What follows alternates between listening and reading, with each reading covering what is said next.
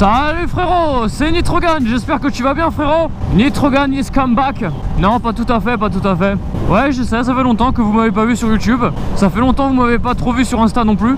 Je poste des stories de temps en temps, je reposte des photos de temps en temps, voilà, mais c'est vrai que je me fais discret. Je baisse la musique parce que parler en même temps c'est un peu compliqué. Du coup ouais, ça fait un moment que j'ai pas posté et il y a une bonne raison à ça. J'ai un petit peu envie de vous en parler et tout. Je vais pas rentrer dans certains détails, je vais rentrer dans d'autres détails. Parce qu'il y a plusieurs raisons qui font que je suis pas très actif.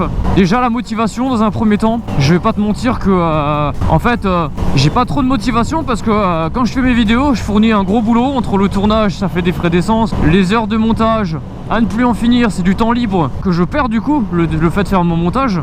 Donc je passe vraiment beaucoup de temps à faire mes vidéos. Jusque là tout va bien parce que je kiffe hein, et il n'y a pas de souci. Si je le fais c'est avec grand plaisir. Sauf que le problème c'est que quand je poste ma vidéo, en fait par rapport à la communauté que j'ai, j'avoue que je suis un peu déçu des retours que j'ai. C'est à dire que j'ai des bons retours à chaque fois, il n'y a pas de souci. Mais je veux dire, vous êtes une minorité en fait à regarder réellement mes vidéos. Et là on vient d'atteindre les 8000 abonnés là. Donc pendant que j'étais pas actif, donc déjà je vous en remercie de ouf. Mais tu vois 8000 abonnés.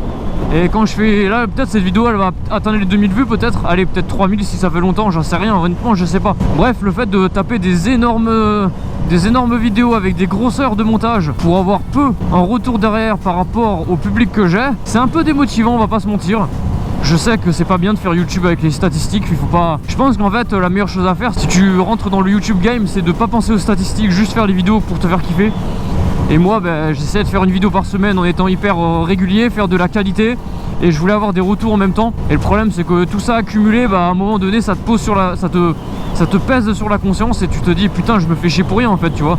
Tout le temps que j'ai passé à faire mes vidéos, je pourrais très bien passer avec ma chérie à faire une balade moto sans forcément prendre la caméra avec moi, juste kiffer à 2000% sans penser à YouTube. Sauf que non, je le fais pour vous. Et après je dis pas que c'est votre faute, attention, je sais que c'est par rapport aux statistiques YouTube. YouTube va pas forcément mettre en avant toutes mes vidéos. Il y a des mecs des fois ils vont pas voir que je sors de vidéo pendant 3 semaines. Puis après d'un coup ils vont avoir la notification de la vidéo, sauf qu'ils en ont loupé 3, tu vois. Donc ça casse un peu la tête, t'as des vidéos qui vont marcher, d'autres qui vont pas marcher. C'est un peu chiant, je vais pas te mentir. Après je vais pas te mentir aussi que le moral ça allait pas du tout. C'est peut-être pour ça aussi que j'avais vraiment pas envie de me faire chier avec les vidéos et tout. J'avais vraiment pas le moral ces derniers mois là, ces 2 derniers mois. Il s'est passé des choses assez perturbantes dans ma vie. Une dont je vais pas vous parler, ça c'est vraiment personnel pour le coup. Mais la deuxième chose est que j'ai quitté mon ancien travail parce que je me faisais vraiment exploiter, hein, clairement, j'ai pas honte de le dire. Je travaillais quand même beaucoup, je donnais beaucoup mon énergie, même si je faisais la plupart du temps 35 à 39 heures.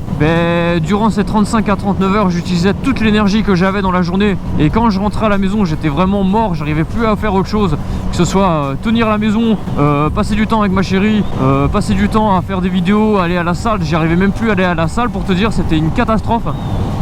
Bref, c'était assez dur. En fait, je vivais que pour aller bosser et j'avais pas un très gros salaire, donc ça me cassait la tête en fait. Mon salaire, je le voyais défiler chaque mois, j'en profitais pas et je faisais que bosser. Bref, j'avais une très mauvaise entente avec pas les employés en général, mais plutôt les patrons. Les patrons, c'était des gros cons, des gros charlatans. Peut-être que dans une future vidéo, je vous en parlerai un peu plus en détail, hein. Honnêtement, maintenant que je déplombe plus de leur entreprise, j'en ai rien à foutre, entre guillemets, de cracher à leur gueule. Je suis pas du genre à cracher de la gueule d'une entreprise.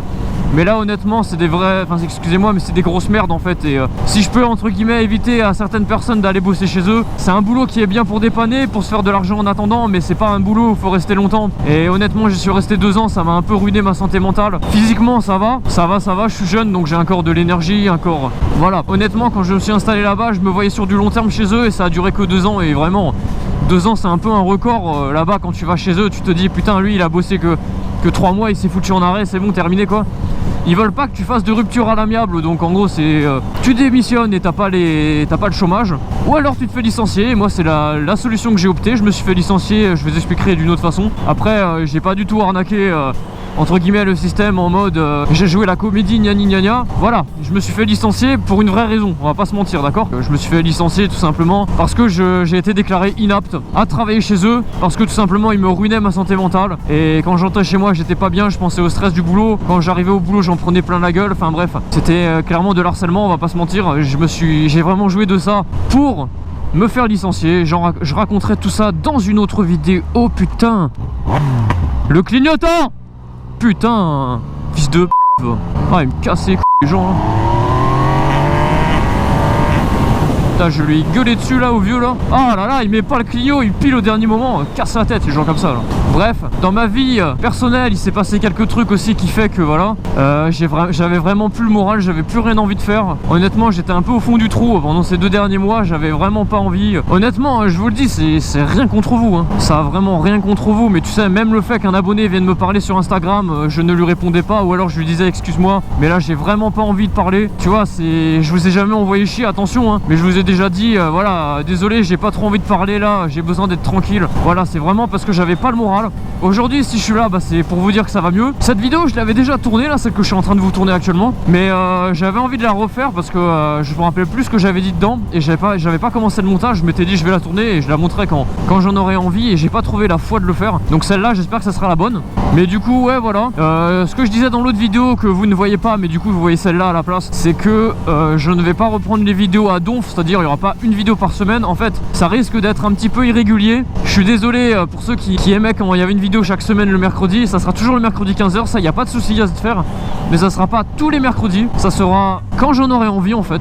J'ai pas envie que YouTube devienne une corvée. Et étant donné que voilà, les statistiques se portent pas très bien sur YouTube et tout, bah je sortirai vraiment des vidéos pas trop prises de tête, en mode détente, kiff total. Et peut-être que justement c'est peut-être ça qui va vous faire le plus kiffer. Peut-être que si ma chaîne grimpait pas aussi vite qu'elle aurait pu grimper, c'est peut-être aussi parce que à travers mes vidéos inconsciemment ça devait se ressentir que je faisais ça, enfin pas sous la contrainte, mais genre je me forçais un peu à instaurer une qualité et une régularité. Évidemment la qualité, ça c'est important, je trouve ça vraiment important, j'ai pas envie de le mettre de côté, ça c'est sûr. Mais voilà, il y aura moins de vidéos qu'avant, mais à chaque fois qu'il y aura une vidéo, tu vas passer un bon moment devant l'écran et moi j'aurais kiffé à la faire, tu vois ce que je veux dire. En tout cas, ce qui est sûr et certain, et ça ça devrait arriver très prochainement, c'est que dès que la R7 arrive en concession, j'irai directement réserver un essai pour vous tourner une vidéo un petit peu comme j'avais fait avec la MT-09 2021. Ça vous avait vraiment plu. Moi j'avais adoré faire ce tournage, même si j'avais pas eu énormément de temps pour le faire. Ils voulaient me la prêter que 20 minutes, je leur avais rendu au bout d'1h15. Je pense que pour la R7 ça va se passer la même chose. Voilà, j'ai vraiment hâte de la tester cette R7.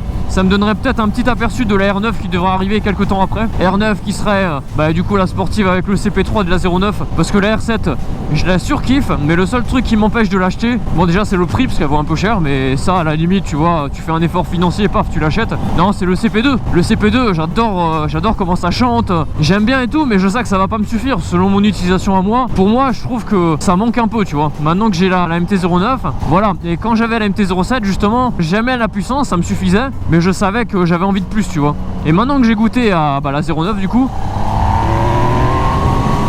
bah j'ai pas trop envie de redescendre en dessous, tu vois. Après honnêtement j'y ai beaucoup réfléchi aussi ces 2 derniers mois là. Pendant que j'étais dans ma déprime, j'ai eu le temps de cogiter sur énormément de choses, et je pense pas changer ma 09 aussi vite. Je vais pas te mentir, mais j'avais quand même pour projet d'ici 1 ou 2 ans d'acheter la MT10 ou la 1290, je savais pas trop encore. Finalement bah, je me dis en fait sur la route ça sert pas à grand chose d'avoir une moto aussi puissante. Ça va juste augmenter mon assurance moto, parce que forcément plus puissant qui veut dire bah plus cher. La moto elle est plus chère, donc si je la fais tomber par terre j'aurais vraiment le seum. J'oserais peut-être même pas rouler aussi fort qu'avec une 07 ou même une 125, parce qu'une 125 ça coûte pas spécialement cher, donc tu la mets par terre. Bon, ça fait chier sentimentalement, mais tu sais qu'au niveau des réparations ça va pas te coûter non plus 15 000 balles quoi. Oh putain. Alors que là justement la MT-09 déjà je sais que si je la mets par terre bah, j'aurais mal au cul quoi. Après je suis assuré donc ça va, je suis bien assuré. Mais bon j'aimerais, si jamais je la mets par terre comme un con tout seul, je vais pas faire marcher l'assurance pour me taper 2 ans de malus après, tu vois. Voilà, du coup la MT10 ou la 1290, je me dis vu le prix de la bécane ça vaut peut-être pas le coup, la puissance ne vaut pas le coup. Je me dis que le CP3 il est vraiment très joueur, très coupleux. J'ai mon poteau Lucky's, je te fais une bonne dédicace mon frérot dans la vidéo.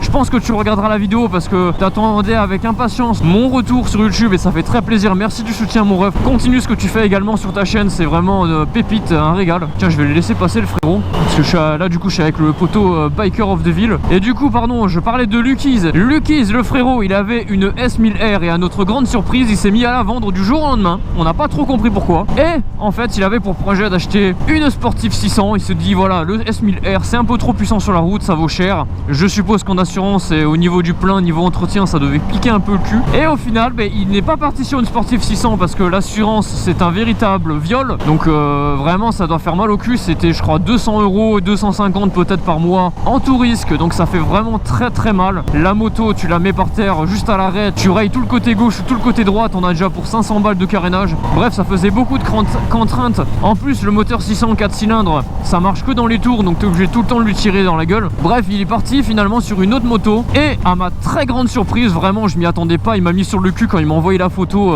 Nouvelle moto, regarde ce que j'ai pris. MT-09 SP 2020. Et honnêtement, j'étais sur le cul, je voyais même pas Lucky's sur cette moto là. Mais en vrai, je suis super content pour lui qu'il ait pris ça parce qu'il va se régaler. En plus, il a le modèle SP, donc il a les All-ins quoi. Il a le All-ins, donc il va se régaler. Et il me disait justement au niveau moteur de le CP3, il est incroyable. Certes, il est moins puissant que la S1000R, mais en fait c'est un moteur où la puissance elle est ressentie dès le début de la poignée, alors que le S1000 t'étais obligé de tirer un petit peu plus dedans. Et finalement, quand j'avais testé la MT10, c'était un peu le même ressenti. En bas régime, la 09 elle tabasse un peu plus quand même. Après forcément, quand tu ouvres en grand, la 1000 elle est devant évidemment, hein. Mais je trouve que pour une utilisation sur la route, la MT-09 c'est vraiment une excellente bécane. Après moi j'ai la standard, donc je suis tout en origine au niveau partie cycle. Mais justement, je me dis, au lieu d'acheter une moto qui sera plus chère en assurance, plus chère en entretien, enfin bref, plus chère en tout quoi, pourquoi tout simplement pas lâcher un petit billet de 500 000 balles et genre mettre la 09 à mon goût à 200%, tu vois.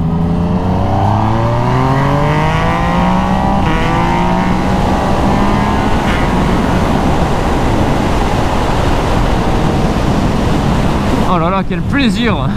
Ah, c'est un régal frérot. Vu que ça fait longtemps que je n'ai pas conduit ma 09, ben forcément je retrouve un peu le plaisir du début, tu sais, quand tu redécouvres la moto. Bon, je la redécouvre pas à 100% parce que je la connais quand même un peu ma moto, mais j'avoue que je reprends le plaisir de conduire ma moto, de la sortir comme ça, mais c'est un régal quoi. Oh là là, lui il était fait pour moi celui-là. Il m'attendait sagement là, regarde-le lui.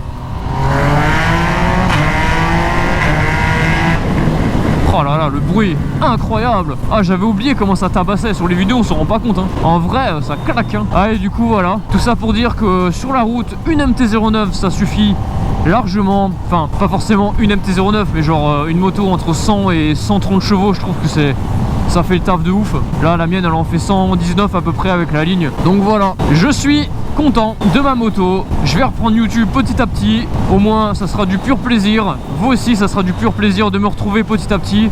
Au niveau de Instagram, tiens, je suis en train d'y penser.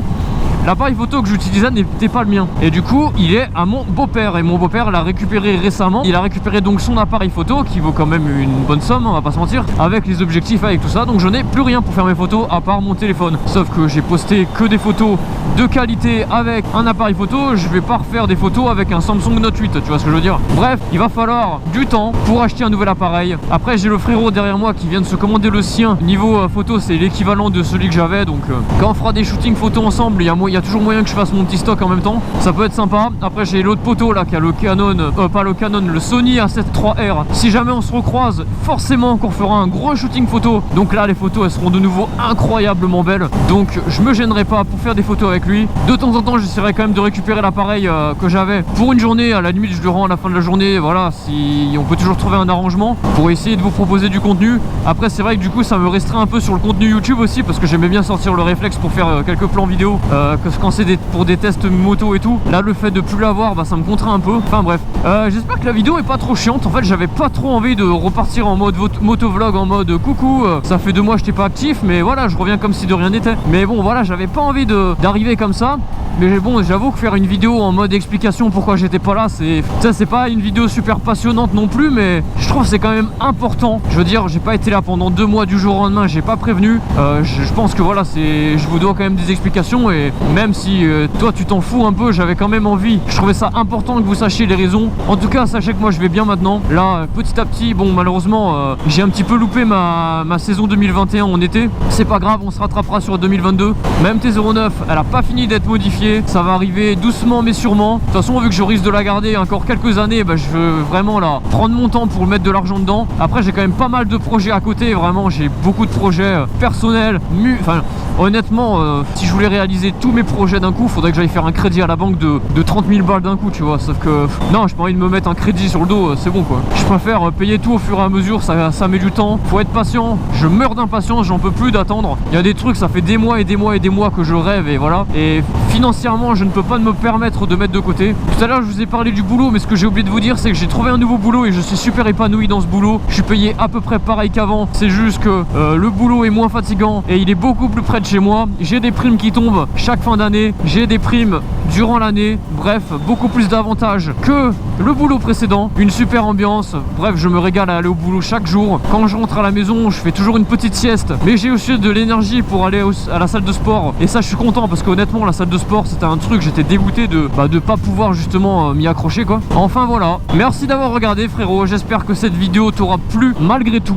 J'espère que la 09, t'es content de la revoir. Ça se voit qu'elle était dans le salon pendant longtemps. Après, je l'ai déjà ressorti une ou deux fois en 2 mois. Mais genre, je prenais pas la caméra avec moi. Et genre, c'était vraiment des petits trajets en mode j'allais à la salle de sport. Je faisais 5 minutes de trajet. C'était juste histoire de la faire tourner un peu. Merci d'avoir regardé. Lâchez un pouce bleu, c'est important. Même si voilà les statistiques maintenant, je vais arrêter de regarder. Je vais arrêter de regarder mon nombre d'abonnés, regarder mes vues et tout ça. Bah après, si tu mets quand même un pouce bleu, ça fera quand même toujours plaisir. Putain, cette bosse, j'arrête pas de me la prendre dans le cul à chaque fois. Ah, lui aussi, il vient de la prendre là. White Saf, peace poto.